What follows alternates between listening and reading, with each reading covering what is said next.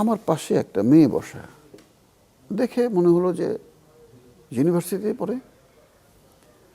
তো যেটা হয় বাসে উঠলে একটু মাথাটা নিচু করেই থাকি, যে যাতে খুব বেশি যেন বেশি না প্রশ্ন চিন্তা। না করে যাতে। তা আমি বসে চুপচাপ আছি, একটু পরে দেখি কান্নার শব্দ। তো কান্নার শব্দ যখন আসলো, আমি মেয়েটির দিকে তাকালাম, দেখি মেয়েটি কাঁদছে এবং এভাবে হাত দিয়ে মুখ ঢেকে কাঁদছে। আমি তাকে বললাম যে কি ব্যাপার, আপনি কি কান্না করছেন কেন, কি সমস্যা? বিরক্ত হয়ে বললাম, মেয়েটা শিক্ষিত। সে বলল, স্যার একটা গল্প আপনারে কমু।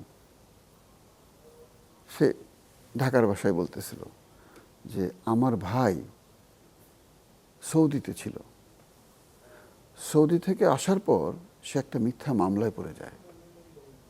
পড়বার পরে তার জেল হয়, 2.5 বছর সে জেলে ছিল, একদম অন্যায়ভাবে। আমরা কিছু করতে পারি নাই। 2.5 বছর পর ভাই যখন জেল থেকে বের হয়ে আসলো, ভাই কারোর সঙ্গে কথা বলতো না।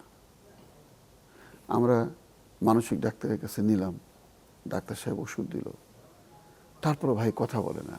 মা ডাক দিয়ে নিয়ে যায়, ভাই খায়, আবার এসে শুয়ে থাকে।